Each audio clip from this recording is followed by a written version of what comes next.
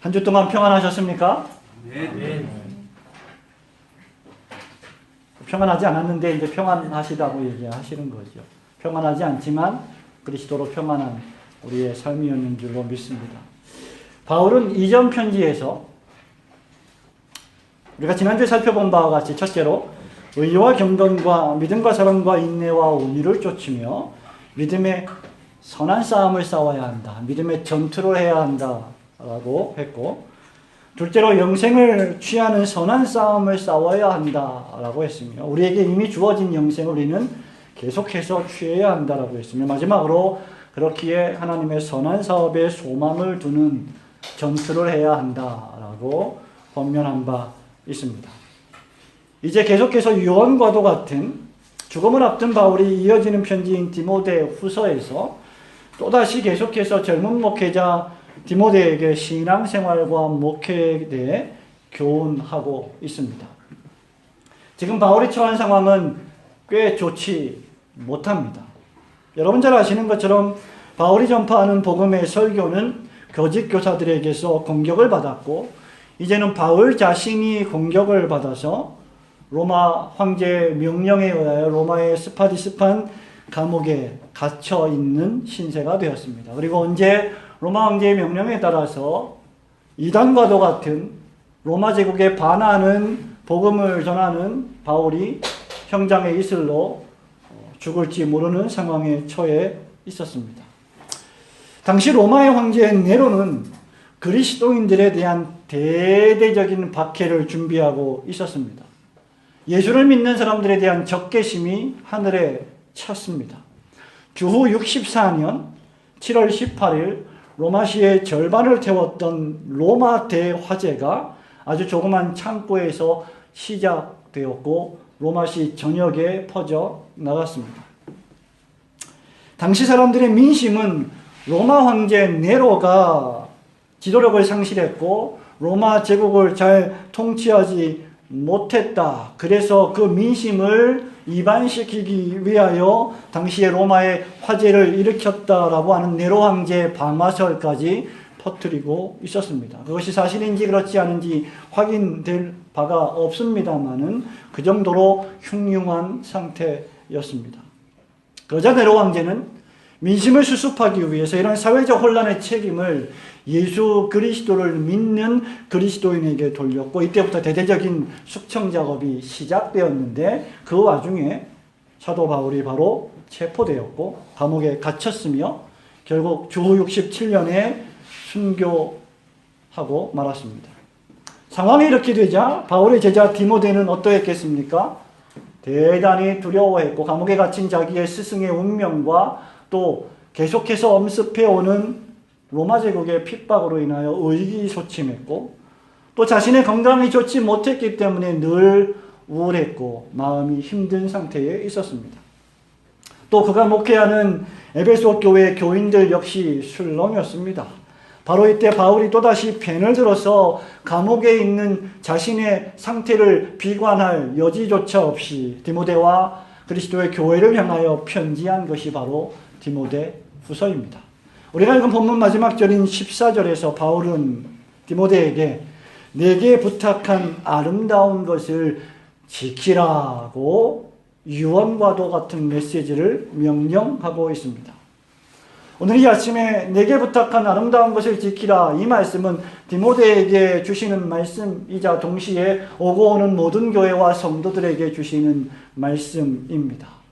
그렇게 오늘 아침에 내게 부탁한 아름다운 것을 지키라는 말씀이 어떤 의미인지 한번 생각해 보기를 원합니다. 내게 부탁한 것을 지키라, 이 말씀은 무엇보다도 하나님의 능력을 따라서 복음과 함께 고난을 받으라는 바울의 메시지입니다. 7절과 8절 말씀을 함께 읽어봅니다. 하나님이 우리에게 주신 것은 시작. 하나님이 우리에게 주신 것은 두려워하는 마음이 아니요 오직 능력과 사랑과 자비하는 마음이니, 그러므로 너는 내가 우리 주를 증언함과 또는 주를 위하여 갇힌 자들 하나를 부끄러워하지 말고 오직 하나님의 능력을 따라 복음과 함께 고난을 받아. 자, 13절에서도 너는 그리스도 예수 안에 있는 믿음과 사랑으로서 내게 들은 바 바른 말을 본받아 지키고 우리 안에 거하시는 성령으로 말미암아 내게 부탁한 아름다운 것을 지키라 라고 명령하고 있습니다. 여러분이 읽은 7절 8절 제가 읽어드린 13절 14절 뿐만 아니라 디모데 전서와 디모데 후서 전체를 읽어보면 유독 명령어가 대단히 많이 나오는 것을 발견하게 됩니다.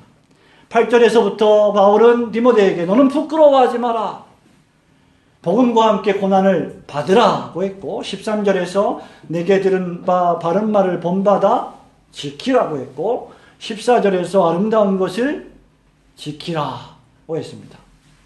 2장에서도 이런 명령법은 계속되고 있습니다.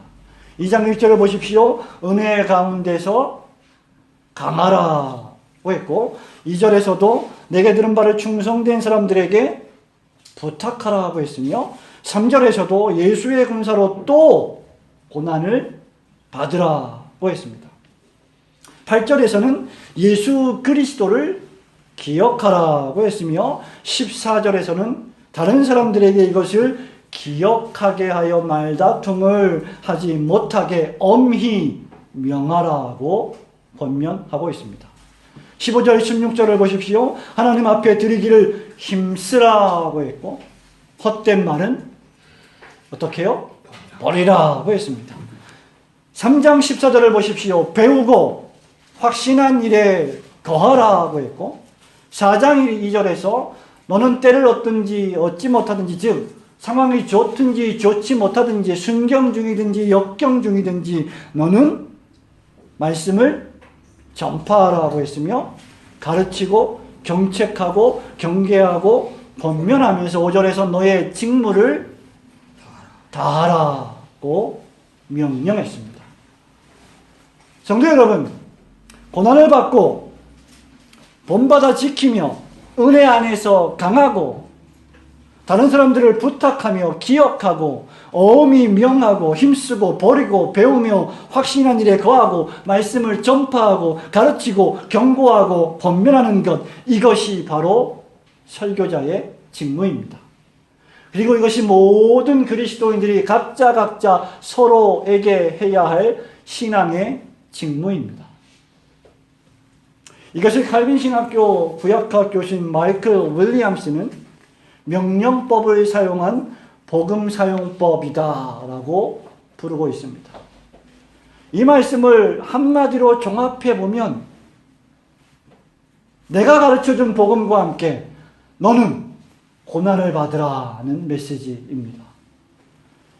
우리가 받은 복음의 메시지는 고난을 받는 메시지라는 말입니다. 왜냐하면 우리가 받은 복음을 위한 헌신과 수고의 삶은 우리가 그렇게 살아갈 때 세상과 사단의 맹렬한 공격을 받게 되어 있기 때문입니다.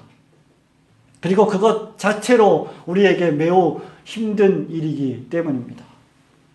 이것은 2000년 전에 네로 황제의 시대나 지금 예수를 바르게 믿고 올곧게 믿으려고 하는 시대나 별반 차이가 없을 것입니다. 신자와 교회는 그때나 지금이나 내부적으로 외부적으로 박해와 고난을 당합니다. 바울은 2장 17절에서 내부적으로는 다른 복음을 전하는 거짓 교사들에 의해 고난을 받는다라고 말하면서 이 거짓 교사들을 가리켜 악성 종양이 퍼져나가는 것과 같다고 했습니다. 외부적으로는 네로 황제의 직접적인 위협이 있었습니다. 예수를 믿고 교회를 다니면 내가 감옥에 가둬버리겠다. 세상에서 예수 믿으세요라고 전도하면 내가 너를 체포하겠다. 내가 너를 죽여버리겠다라는 위협이 생생한 그들이 직면한 위협이었습니다. 그래서 그들은 로마 군병의 쩌벅쩌벅 발자국 소리만 들어도 심장이 덜컹거리는 시대를 살았던 것입니다. 디모데는 이것 때문에 두려워했습니다. 그리고 복음을 전하는 것을 부끄러워하고 있었습니다. 디모데는 나이가 어렸고 소심했고 몸도 좋지 못했습니다. 디모데의 믿음과 디모데의 충성은 흔들릴 수도 있었던 것입니다. 이것이 바로 사단이 내부적으로 외부적으로 주는 고난과 핍박을 통하여 노리는 것입니다. 디모데와 교회를 그리스도로부터 분리시키려는 것 말입니다. 무엇을 통하여 말입니까? 환난과 고난을 통하여서 말입니다. 하지만 이럴 때 바울은 디모데에게 디모데야, 지금 상황이 어려우니까 너 잠시 피신해 있거라. 잠시 좀 쉽고 안전한 다른 길을 찾으라. 다른 방법을 찾으라. 그렇게 말하지 않았습니다. 도리어 뭐라고 말합니까? 너는 복음을 부끄러워하지 말고 복음과 함께 고난을 받으라.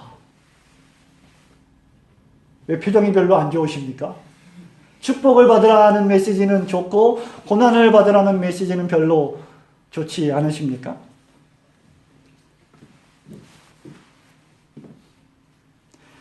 자신과 함께 고난에 동참하라고 바울은 디모데에게 명령하고 있습니다. 이것이야말로 진리의 말씀과 그리스도로부터 신자를 분리시키려는 사단과 세상의 악으로부터 신자가 자신을 보호하는 방법입니다.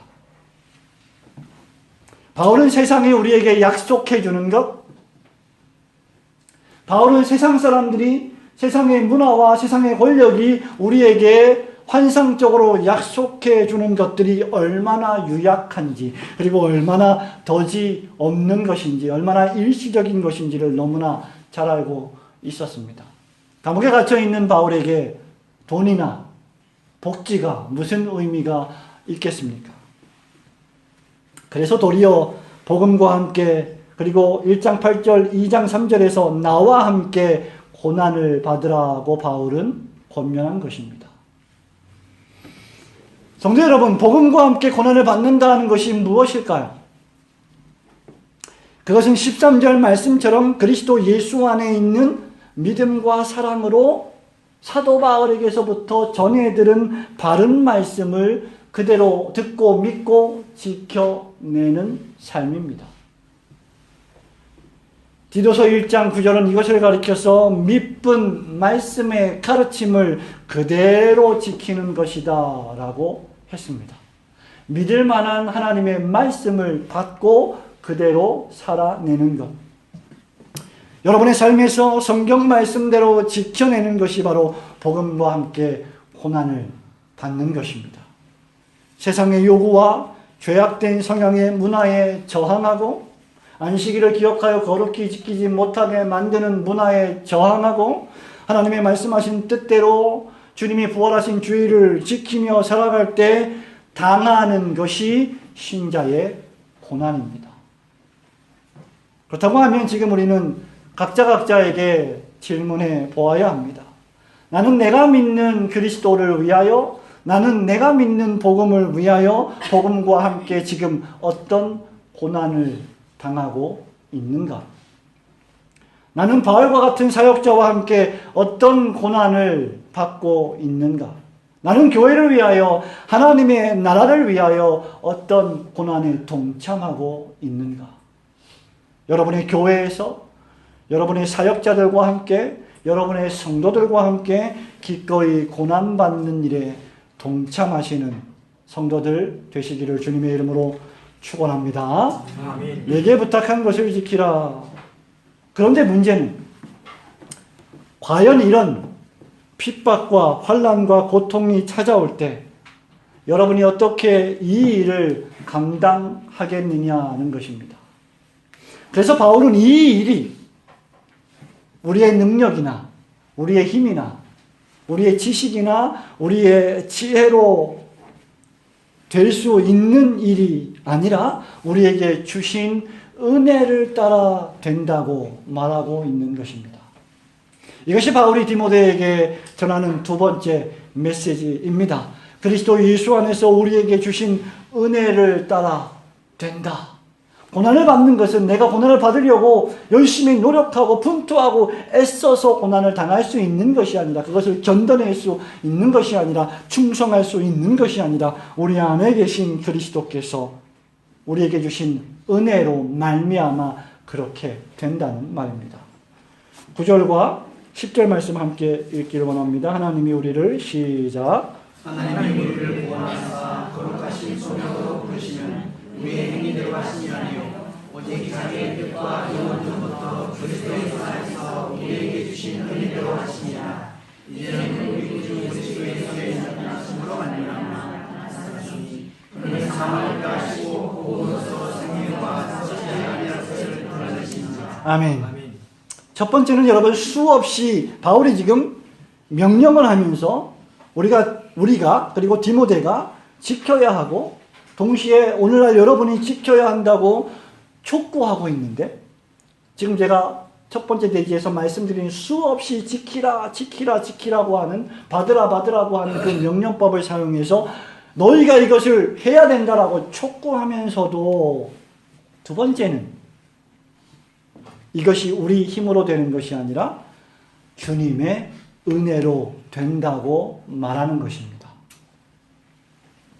안으로는 거짓 교사들이 다른 복음을 전함으로 교회를 흔들고 밖으로는 네로 황제가 무시무시한 핍박을 해와도 신자와 교회가 든든한 것은 저와 여러분이 또 그 당시에 에베소 교회가 잘 견디었기 때문이 아니라 그들을 견디게 하신 그리스도께서 그들 안에 계셨기 때문입니다.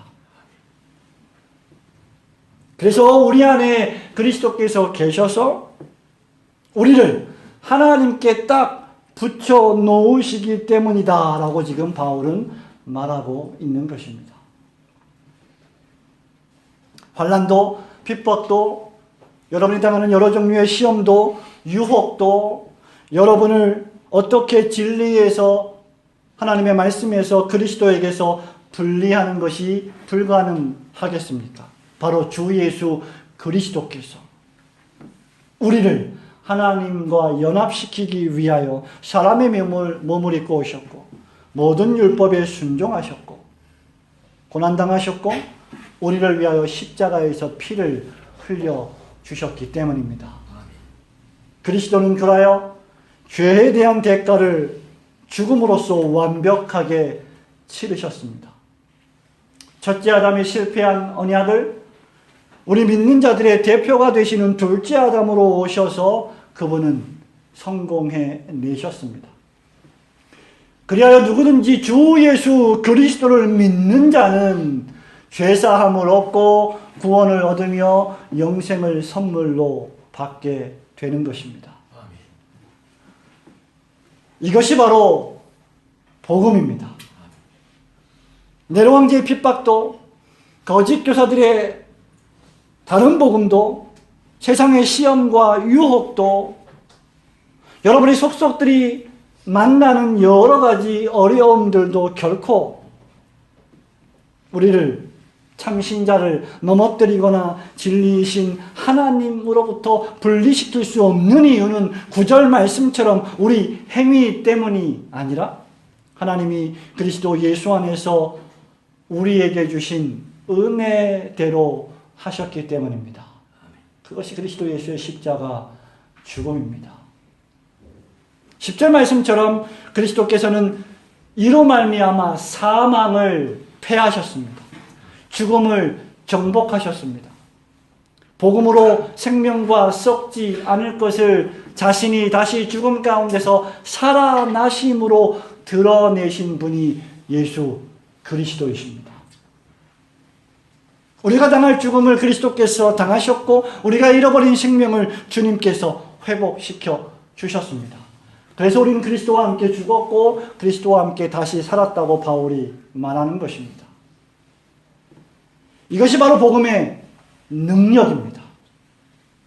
이 능력을 가지고 있다면 신자는 자기의 삶 앞에 죽음을 위협하는 생명을 위협하는 고통이 있다 할지라도 결코 그리스도를 떠날 수가 없는 것입니다.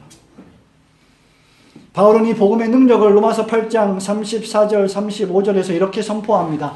누가 정죄하리요? 죽으실 뿐 아니라 다시 살아나신 이는 그리스도 예수시니 그는 하나님 우편에 계신 자요 우리를 위하여 간구하시는 자시니라. 누가 우리를 그리스도의 사랑에서 끊으리요?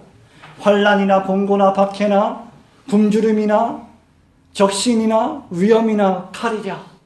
그러면서 다른 어떤 것이라도 우리를 주 예수 그리스도 안에 있는 하나님의 사랑에서 끊을 수 없느니라고 선언하고 있습니다. 이 복음의 능력은 하나님 아버지께 순종하시고 지극히 충성하신 그리스도 예수 우리 주님으로 인하여 우리의 구원이 완전하게 성취되었다는 진리를 알려줍니다. 신자는 바로 이런 진리 위에 굳건하게 서야만 합니다. 그리스도께서는 세상에 계실 때 여러분이 상상하실 수 없는 정도의 온갖 시험과 유혹과 박해를 받으셨고 심지어 40일 동안 금식하시는 가운데 마귀에게 시험을 당하셨습니다.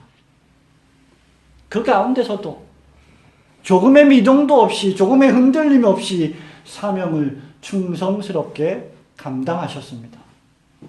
우리가 그리스도 안에 있기 위하여 우리가 구원을 얻기 위하여 달리 할 아무런 일은 이제 존재하지 않습니다. 오직 그리스도께서 다 하셨기 때문입니다. 이것을 이해하고 이것을 지적으로 동의하고 이것을 믿고 이것을 받아들이고 이 일을 행하신 그리스도를 온 마음 다해 영접하는 것이 바로 신앙입니다.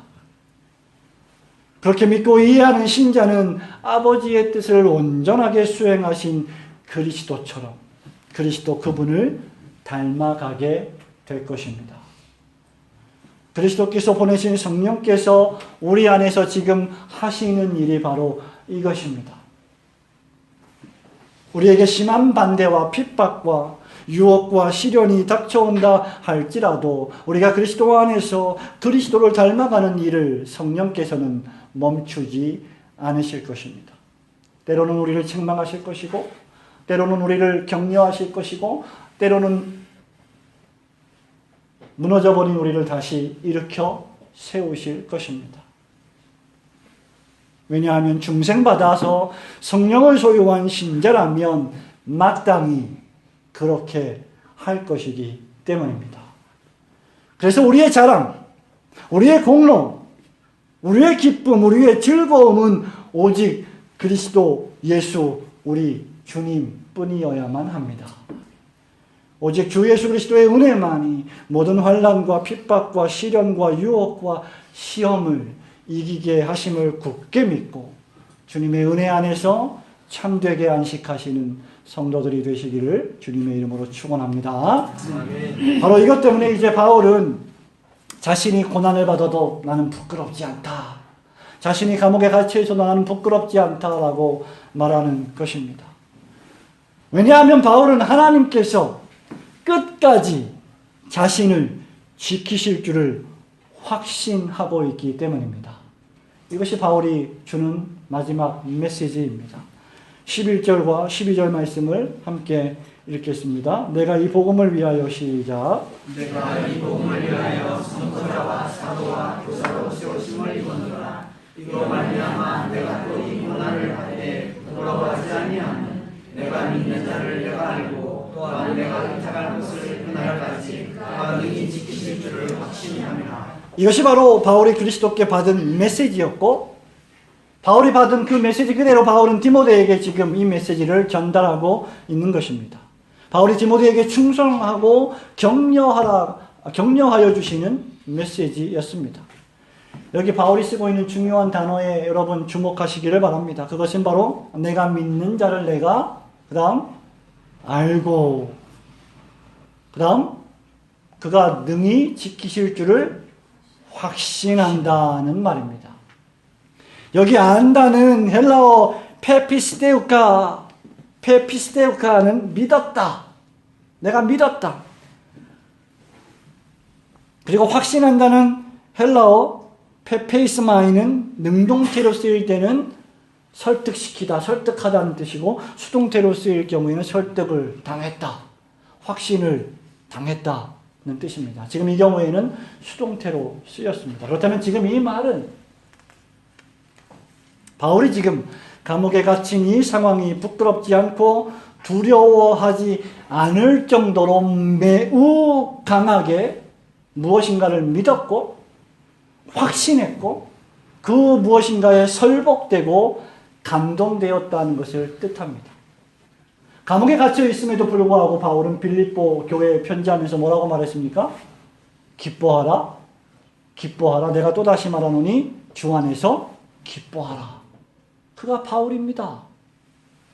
감옥에서 손발이 착고에 매인 채로 억어되어 있는 자유롭게 활동하지 못하는 죄수의 신분이었음에도 불구하고 그는 기쁨이 충만한 사람이었습니다. 왜 그랬을까요? 바로 12절에서 내가 의탁한 것을 하나님이 지켜주신다는 것을 그는 알았기 때문입니다. 여기 12절 내가 의탁한 것이라고 하는 파라테케는 하나님이 내게 부탁하신 것, 하나님이 나에게 맡겨주신 것, 그것을 하나님이 보호하시고 하나님이 친히 지키신다는 것입니다. 하나님이 우리에게 명령하시고 하나님이 우리에게 부탁하시고 하나님이 우리에게 하라고 맡겨주신 것을 우리에게 하라고 명령하셨음에도 누가 지키신다? 하나님이 스스로 그것을 지켜나가신다는 말입니다.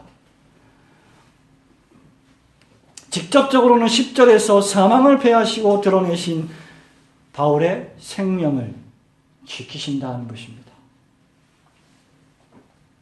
그것은 바로 바울이 받은 구원입니다. 나아가 그것은 복음 전파로 부르심을 받은 사명입니다. 즉 바울의 생명, 바울이 받은 구원, 바울이 전해야 될 복음 전파의 사명, 이것을 하나님이 친히 지키시고 보호하신다는 것입니다. 바울은 지금 바로 이것을 내가 알고 확신한다라고 말하는 것입니다. 다른 것은 몰라도 하나님께서 내 생명을 지키실 것이다. 내가 다른 것은 몰라도 하나님이 나의 구원을 이루실 것이다. 내가 다른 것은 몰라도 내가 죽는 한이 있다 할지라도 나를 통하여 사나 죽으나 그리스도의 복음이 전파될 것이다. 그것을 나는 잘 알고 있다. 그것이 나의 존재의 의의이다. 라고 바울은 말하는 것입니다. 바울은 다른 건 몰라도 이것을 믿었고 이것만은 그리스도 예수 안에서 설복되어졌다는 뜻입니다. 그래서 무슨 일이 벌어져도 바울은 선포자와 사도와 교사로 세우심을 입은 이 사명을 감당할 때 고난을 당하는데 어려움을 당하는데 그것을 얼굴이 빨개져서 부끄럽게 여기거나 무서워서 두려워하지 않는다는 것입니다. 그러니 디모데야, 너 역시 복음을 부끄러워하지 말아라. 두려워하지 말아라. 7절 말씀처럼 디모데야, 능력과 사랑과 절제하는 마음으로 13절 말씀처럼 바른 말씀, 바른 교리, 하나님의 말씀을 본받아 지켜내라. 너에게 부탁한 그 아름다운 것을 지켜라. 라고 명령하고 있는 것입니다. 여기 바울이 디모데에게 부탁한 아름다운 것이란 바로 복음을 선포하는 사명입니다. 바울은 편지를 쓰면서 복음을 전파하는 자들의 발걸음이 얼마나 아름다운지요라고 노래한 바 있습니다. 디모데전서 6장 20절을 한번 펼쳐보시겠습니까? 한 장 뒤로 가셔서 디모데전서 6장 20절에서 이미 바울은 디모데에게 망령되고 헛된 말과 거짓된 지식의 반론을 피하라고 명령한 바 있습니다. 그러면서 뭐라고 말합니까? 6장 20절 함께 읽어봅니다. 시작. 디모데야, 망령되고 헛된 말과 거짓된 지식의 반론을 피하고 내게 부탁한 것을 지키라. 여전히 바울은 지키라고 말하고 있습니다. 바로 이 일을 위해 우리는 앞서 언급한 거짓 교훈을 버리고 믿음을 쫓으며 바른 교훈을 따르고 어려서부터 우리가 배웠던 우리의 자녀들이 어려서부터 여기서 지금 배우고 있는 그 성경을 또 배우고 확신하면서 계속 그 믿음의 길에 거함으로 충성을 나타내야 할 줄로 믿습니다. 사랑하는 성도 여러분, 말씀을 맺습니다. 오늘날 우리가 충성이라고 하는 단어를 참 찾아보기 어려운 시대가 아닙니까? 오늘날 국가에 충성하고 지도자에게 충성하고 나라에 충성하는 사람들을 찾기가 어려운 시대입니다. 오늘날 충성하라고 하면 그런 것은 21세기 현대 개인주의 사회에서는 결코 어울리지 않는 구시대의 유물이라고 생각합니다. 하지만 지금 바울은 디모데에게 뭘 말하고 있는 것입니까? 디모데야, 멈추지 마라. 너 지금 잘하고 있다. 너 지금 바르게 하고 있다. 멈추지 말고 계속 충성해라. 부끄러워하지 말아라. 두려워하지 말아라. 당연한 것이다. 성도 여러분, 사실 구원을 얻은 신자에게 충성은 전부가 아닙니까? 내가 죽도록 충성하라 그리하면 내가 생명의 멸류관을 너에게 주리라. 우리 그리스도께서 우리를 충성되이 여겨 직분을 맡겨주셨고 그분께서 우리를 충성스럽게 하실 것이고 그분이 마지막 날에 우리를 충성된 일꾼으로 세워주실 것입니다. 신자의 생활에는 무엇입니까? 전부 충성입니다. 군대만 갔다 온 친구들이 충성을 하는 것입니까?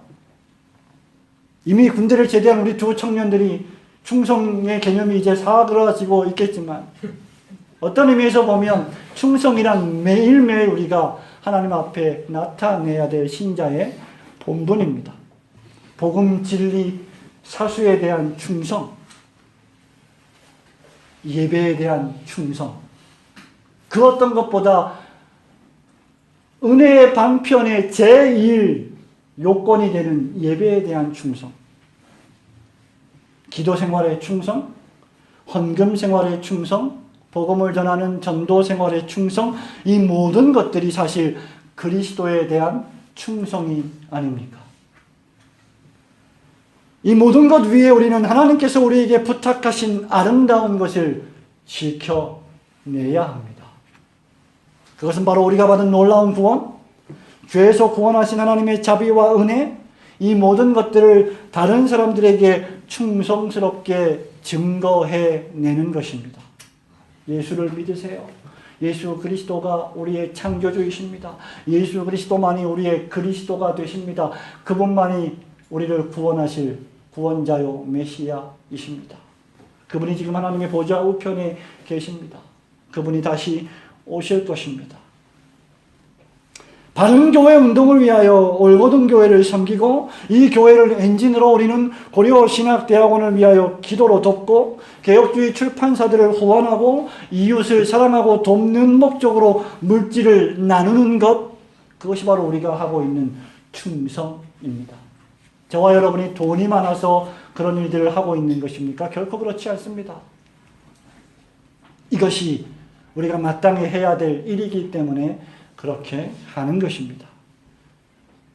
이렇게 충성할 때 그 충성스러운 길이 우리의 안락함과 우리의 경제생활을 위협하고 나아가서 우리의 생명까지 위협한다 할지라도 우리는 충성해야 합니다. 이 길이 그리스도께서 바울에게 주신 길이었고 이 길이 바울이 디모데에게 권면한 길이었고 그리스도 예수께서 친히 여러분을 위하여 걸어가신 길이었습니다. 그리고 우리 안에 계신 그리스도의 영이신 성령께서 이 일을 넉넉히 감당할 수 있는 힘을 주실 것입니다. 주님께서 우리의 충성을 사용하여서 더욱더 여러분을 견고하게 하시기를 주님의 거룩하신 이름으로 축원합니다. 아멘. 아멘.